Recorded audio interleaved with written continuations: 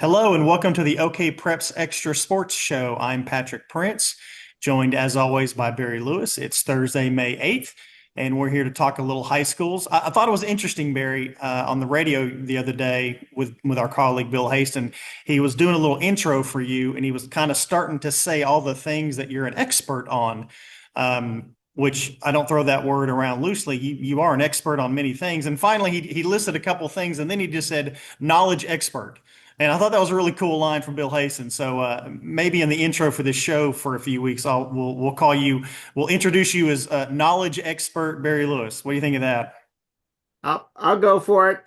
Yeah, uh, pretty good. That was sort of in reference to Bill was referring to. I know a lot about TV history. I also know a lot about presidential history. So those are definitely would be categories that when they come up on Jeopardy, which I watch daily, I would want to sweep the category on. I didn't know. I mean, I knew all the other stuff. I didn't know presidential history was on your list. Is that right? Yeah, absolutely. Presidential and political history, I'm really strong at. How did I not know that? All right. Well, I mean, we've talked a little bit, we've been working together for since what, 20 plus years, and we've talked a little TV in our past, not a ton, but I guess I didn't realize the depth of your knowledge of TV history. Yes, well, of course, being my age, I've grown up with TV, but I've always been fascinated by the ins and outs of the TV business and the history of TV. Of course, I remember when the transition from black and white to color TV and how fascinating and interesting how that evolved. So I've just really been into TV history a lot. It's the first show you remember watching as a kid, first show you got into. Oh, just on a regular basis? Yeah. It was on a regular basis. I would probably say Batman, the Adam West Mhm. Batman Sure. version, which Sure. I like the TV series way better than the movies. The TV series was just a lot of fun. It was one of those rare series because the way it was written, it could be entertaining to both kids and adults. And both of them could get different things out of the show. And I think it just wears so well. It's one of those shows that is really rerun watchable for me. There's some shows which I love at the time, but can't really watch them on reruns. Batman is one of those shows that I could watch over and over again. And there was other shows like that too, but I think that was really unique in the way it was written and how it could interest adults and kids. Favorite show right now? I don't really, unlike some previous times when Mad Men was on or 24 were on, I could say that's my go-to favorite show right now. I don't really have a favorite right now. I have a lot of shows I like all the Law and Orders, and I'm really bummed out that two of the three FBI shows are being canceled. And of course, a longtime favorite that you sort of got me hooked on a little bit, American Idol. And Mhm. I hate that Colby Jordan from Tulsa Union was booted off the other night. That was such a travesty. So disappointed. She's so good. So those are some of the shows I like right now. I like a lot of crime dramas and Dateline. Um, yeah, I'm a big fan of Dateline-esque type shows. My wife kind of makes fun of me.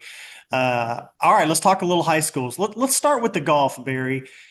So rain really affected the girls' state tournament in all classes except 6A, 5A, 4A, 3A, 2A were all forced to be one-day tournaments. I'm not a fan of this. I don't like it. We're awarding state titles here. Golf should be more than one day. And shocker, it's May in Oklahoma. It's probably going to rain. Did they not think of some contingencies ahead of time? Just not a fan of this. What do you think? Am I wrong? You are not wrong. I'm not a fan of it either when it's shortened. And this is not the first time it's happened because Sure, it is sure. May. And it was really amazing. They did get the full 36 holes in with 6A. So that at least that was being able to accomplish because, yeah, it just feels sort of cheap being just 18 holes. It makes it feel like just some run-of-the-mill regular season tournament. Um, but they have explored the OSSA, I know has explored this some in the past on this type of situations where it's really glaring in the girls because it's just scheduled for 36 holes, 18 each day, as opposed to boys, which are scheduled for 54. So it really stands out in the girls where a state title can only be determined sometimes can be determined by just playing 18 holes. A complication, it's not as easy to extend these golf tournaments, unlike some other sports. Like, okay, if the rain pushes back baseball or tennis, track, soccer, you move it back a day. The facilities are, in most cases, are readily available. The golf courses, it's more complicated than that. So to be fair to the OSSAA, especially when you're dealing with public courses, probably more so, strangely, because you're booking up. I mean, like say if you're playing on a public course and the round is rained out on Tuesday, they've taken tee times for all Wednesday for the general public. So it's complicated, but you would like to see some way for there to be a fallback position because 18 holes just seems not great. A fair point, Barry, and I'm glad you brought that up because you're right. It's all complicated. Nothing's easy. There's logistics involved. There's all kinds of things involved. That's a fair point. But we're awarding state titles based on 18 holes. It just doesn't feel right. And I don't think anyone, all those involved, all the competitors, I mean, they definitely would have wanted to play it out because I don't think it feels right for them for the most part too. I mean, obviously it benefits some more than others, and also to be fair, this time around, I think when everyone looked at the weather forecast, they could see, and this because this came in regards to my planning in our golf tournament coverage too. We wanted to make sure we got the cover, did some things on Monday with our coverage, just to make like with photos and everything to make sure that we got the tournament covered because we knew there might not be a Tuesday.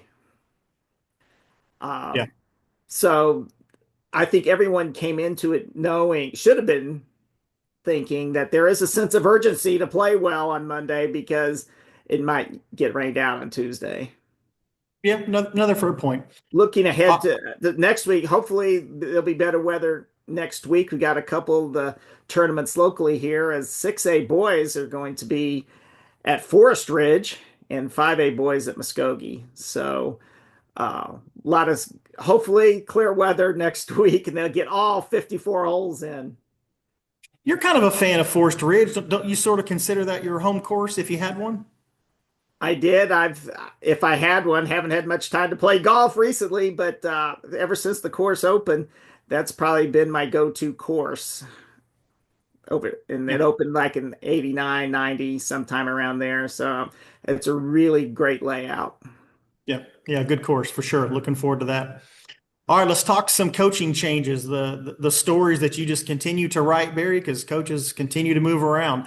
Sapulpa sounds like they got a pretty good coach. Tell us about Chris Wallace. Chris Wallace, longtime assistant at Broken Arrow, at least for the past 7 years, for his older brother Bo. Chris Wallace, a lot of people may remember him from he played 4 years at the University of Tulsa. Remember those days when players played 4 years at the same school and same college? Oh, those were the good Those were the old days. days. Yes, Chris Wallace. I think it's a great fit for both Sapulpa and Chris Wallace. Chris has been a re he's been hasn't been really looking for a head coaching job because he wanted to see his son play out his time and nephew play out his at Broken Arrow, but they both graduated after this past season. So he hadn't been really looking actively for any jobs because he wanted to stay together until they graduated Broken Arrow. So he was looking for opportunities, and the Sapulpa job surprisingly opened up a couple weeks ago when Jordan Nagel resigned to take the Bixby job. Chris Wallace, I think, is a great fit for Sapulpa. He really wants to build a program. He's got a lot of knowledge, passion. He wants to replicate the Broken Arrow program, and I think that's a great vision to have when you look at what Broken Arrow's accomplished. It really is what Bo Wallace has done there with the help of some great assistants. Um, I think Sapulpa is hoping that Chris Wallace will be there for a while and to sort of bring stability and to bring a program back up. I mean, it's they just barely missed this. They barely missed the state tournament 2 years ago. They lost out by a few seconds. And this past year, they were making the transition from 5A to 6A, which is not easy. And so the program, I think, with is it was sort of rebuilding year this past year. They got some young talent, and I think the Sapulpa program is in good hands with Chris Wallace. And it's interesting thing about this is that Sapulpa and Broken Arrow are in the same district, so the Wallace brothers will be coaching against each other, which they actually did a long time ago when Chris was a head coach of Noah, where he coached for one season. The Alonzo Trier went on to play in the NBA. Well, that's right. That's right. Yeah. Wow. I'd kind of forgotten that connection. And there's also Yeah. another head coaching move. Uh, Claremore Sequoia is looking for a new coach again after Fletcher Reed resigned, and you can't blame him. Dale came calling for him. Dale, four-time defending state champion in 2A. Dale, one of the best programs in the state. Some people might say it is the best program in the state. Um, as they were looking for a new coach after Jeff Edmondson resigned after 19 years. You talk about going out on top, four straight state titles, and now it's up to Fletcher Reed to keep that going. And there's no reason why Dale can't. As Coach Edmondson said when he resigned, he says he thinks they're in pretty good shape to win a fifth straight title with Denton Forsythe returning one of our Tulsa World All-State selections. And Fletcher Reed, he said he bought a home when he moved to Claremore Sequoia as their head coach. And he wasn't looking at it just 1 year and out, but when you got an opportunity to coach Dale, that is really hard to pass up. And especially in his case, when it gives him and his wife a chance to be closer to the grandparents of their two little kids. So he's got two who are under the age of 2. So it was impossible for him to really pass it up. But what a year Claremore Sequoia had. Best year in its school's history as they reached the state semifinals. And it was a good situation that Fletcher Reed inherited, and he converted it, and what a year it was for Sequoia. Remind the folks where Dale is. I don't think a lot of people know. Dale is a few miles northwest of Shawnee, so that's where Dale's located. How about that?